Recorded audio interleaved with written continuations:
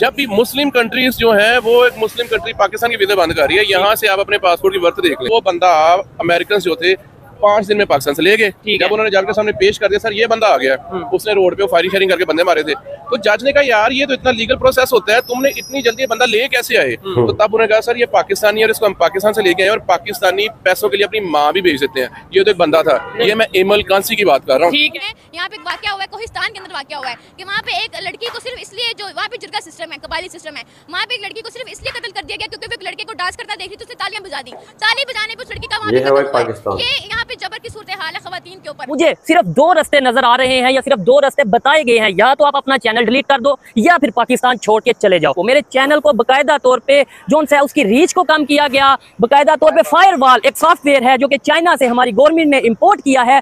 बहुत से ऐसे चैनल हैं पाकिस्तान के जिन्हें उस सॉफ्टवेयर के थ्रू, फायरवॉल के थ्रू रीच, उसकी व्यूअरशिप, उसकी रिकमेंडेशन को रोक दिया गया है। अगर मैं पाकिस्तान छोड़ के जाता हूँ, किसी भी कंट्री में जाता हूँ, तो मैं आपको इस चीज का यकीन दिलवाता हूँ कि मेरे पास ऐसी चीजें, मेरे पास ऐसी रिकॉर्डिंग्स मौजूद हैं। मैं अभी उस लेवल की बात नहीं कर रहा, बिल्कुल ग्राउंड लेवल की बात कर रहा हूँ, उन लोगों की, उन खासतौर पे यूट्यूबर्स की बात कर रहा हूँ जो यूट्यूब पे वीडियो ये क्रिएट करते हैं कि हमें इंडिया के साथ पीस करना है, जो यूट्यूब पे ये कहते हैं कि इंडिया के प्राइम मिनिस्टर अपनी कंट्री के लिए, अपनी कंट्री की मिनॉरिटीज के लिए, मुसलमानों के लिए बहुत वर्क कर रहे हैं। लेकिन जब वही यूट्यूबर्स को अदारा बुलाता है तो उस अदारे में वो जाके कहते हैं या जाके कहती हैं, बाकायदा तौर पे मेरे पास रिकॉर्डिंग मौजूद है, वो जाके कहती हैं कि हमें तो बड़ी मेल्स आती हैं इंडिया के मुसलमानों की और वो ये कहते हैं कि मोदी हम पे बहुत जुल्म कर रहा है, ये तो हम पैसों के लिए वीडियो रिकॉर्ड करते हैं, सेम यही अल्फाज। और फिर ऐसे अल्फाज भी बोले जाते हैं कि भाई मैं किसी का नाम लेके कंट्रोवर्सी नहीं क्रिएट करूं।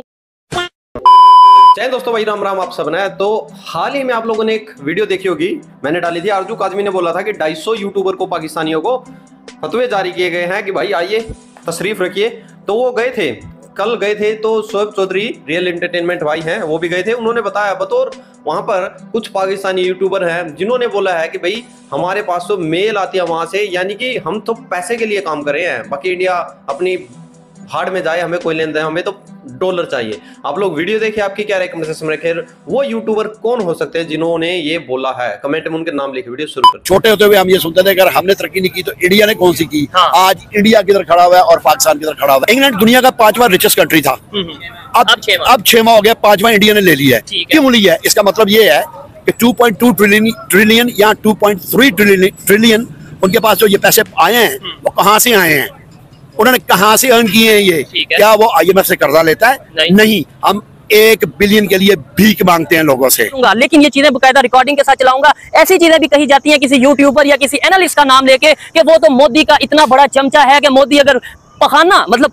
पोटी भी कर दे तो वो कहेगा ये देखो जी मोदी जी ने पोटी कर दी तो देखना ये दरख्त बनेगा, दरख्त से इतना ज्यादा फल आएगा, फल से इंडिया की इकॉनमी बेहतर होगी। ये चीजें, ये बातें वो यूट्यूबर्स, वो जाहिल यूट्यूबर्स जाके वहां पे करते हैं तो दिल दुखता है, तकलीफ होती है कि बकायदा तौर पे इंडियन प्राइम मिनिस्टर को गाली। अब मैं ये नहीं, अब इसके ऊपर भी कंट्रोवर्सी बनाई जाएगी कि वो देखो जी इसे इंडिया के प्राइम मिनिस्टर से इतनी मोहब्बत है। नहीं, कोई हमारे प्राइम मिनिस्टर को गाली देगा, चाहे वो जैसे भी हैं, तो हमें तकलीफ होगी, वो पाकिस्तान को गाली होगी। इसी तरीके से अगर हम यहाँ से उनके प्राइम मिनिस्टर को या उनके कंट्री को या कुछ ऐसा करेंगे तो वो समझ लें उनके लिए बड़ा तकलीफ की बात होगी। और खास तौर पे वो लोग जो वीडियो पे, जो रिकॉर्डिंग पे ये कहते हैं कि हमें इंडिया के प्राइम मिनिस्टर की पॉलिसीज बहुत पसंद है, और वही लोग जाके वहां पे मोदी को गालियां देते नजर आते हैं। देखने वालों को या किसी को भी लगे कि ये मेरी मर्जी का काम नहीं, ये मेरी मर्जी की बात नहीं, तो उस बात को उठा के इतना हाईलाइट किया जाता है कि ऐसा लगे खुद अभी एक ट्रेन आ रही है और मैं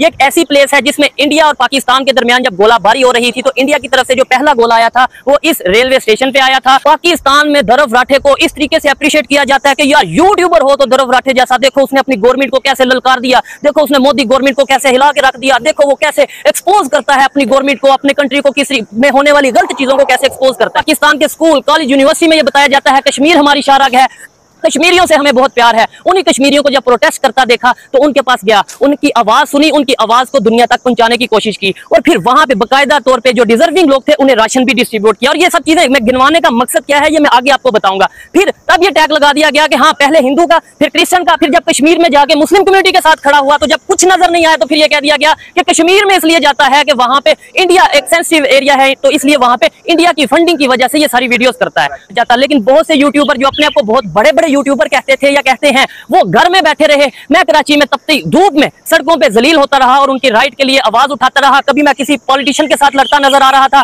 कभी मैं किसी के साथ लड़ता नजर आ रहा था, कभी मैं माफिया के साथ लड़ता नजर आ रहा था, लेकिन तब तक मैंने हिम्मत नहीं हारी थी। मैंने यही सोचा था ऐसी कंडीशन में, बिलीव मी, बहुत से लोग ये जानते हैं, जो खासतौर पे मैंने यूएई का विजिट किया, वहां से जो लोग देख रहे हैं मुझे जानते हैं कि कितने लोगों ने ऑफर की कि आप यूएई में आए, यहाँ पे बिजनेस भी सेट करते हैं, आपके नाम का हम एक प्रॉपर कंपनी लॉन्च करते हैं, और भी बहुत सी ऑफर की गई। लेकिन मैंने ये बोला कि मैं पाकिस्तानी हूँ, प्राउड पाकिस्तानी हूं, मुझे पाकिस्तान में रहना है और पाकिस्तान के जो इश्यूज हैं उनको बेहतर करने के लिए आवाज उठानी है। मैंने कभी ये सोचा नहीं था कि मैं इस पोजीशन पे आऊंगा कि मुझे पाकिस्तान छोड़ के जाना पड़ेगा। लेकिन अब आज क्या वजह बनी कि मुझे वीडियो रिकॉर्ड करनी पड़ रही है। हम जब काम करते हैं, जब आवाज उठाते हैं, जब पब्लिक की ओपिनियन लेते हैं, रिएक्शन लेते हैं, जो पूरी दुनिया में चल रहा है लेकिन पाकिस्तान में नहीं दिखाया जाता, उस इशू के ऊपर जब बात करते हैं तो हमें यह कह दिया जाता है कि आप सिर्फ पाकिस्तान को क्रिटिसाइज कर रहे हो। शायद मेरी ये गलती है कि मैं एक ऐसी सोसाइटी का हिस्सा हूं जहां पे पॉजिटिव चीजों को नहीं देखा जाता, पॉजिटिव चीजों पे अप्रिशिएट नहीं किया जाता। लेकिन कोई अगर उन्हें लगे, देखने वालों को या किसी को भी लगे कि ये मेरी मर्जी का काम नहीं, ये मेरी मर्जी की बात नहीं, तो उस बात को उठा के इतना हाईलाइट किया जाता है कि ऐसा लगे खुद अब ये ट्रेन आ रही है और मैं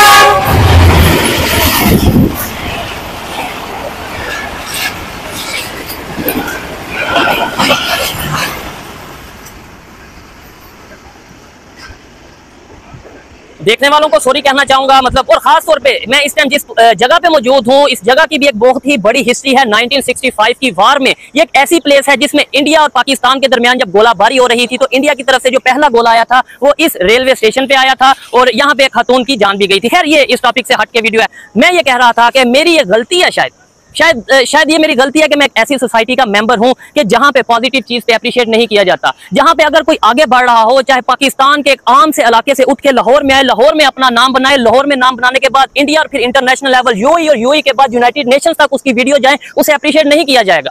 और बड़े दुख से कहना पड़ेगा, बहुत से लोग हैं, धरव राठी को आप में से डेफिनेटली बहुत से लोग जानते होंगे, शायद सभी लोग जानते होंगे, पाकिस्तान में धरव राठे को इस तरीके से अप्रिशिएट किया जाता है कि यार यूट्यूबर हो तो धरव राठे जैसा, देखो उसने अपनी गवर्नमेंट को कैसे ललकार दिया, देखो उसने मोदी गवर्नमेंट को कैसे हिला के रख दिया, देखो वो कैसे एक्सपोज करता है अपनी गवर्नमेंट को, अपने कंट्री को किसी में होने वाली गलत चीजों को कैसे एक्सपोज करता है। लेकिन बदकिस्मती से वही सेम चीज अगर पाकिस्तान में कोई करेगा अपने पाकिस्तान की बेहतरी के लिए तो वो हमें पसंद नहीं आएगा।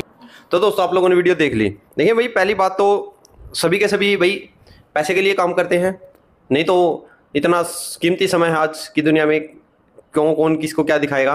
तो रही बात भाई, चलो उन्होंने वहाँ पर बोला कि भाई हम तो पैसे के लिए करते हैं, ये तो ठीक है पैसे के लिए करते हैं, बट ये बात उनकी गलत है कि भाई हम इंडिया का यूज कर रहे हैं, यानी कि इंडियन ऑडियंस का यूज करेंगे, ये एक तरह से विश्वासघात होगा।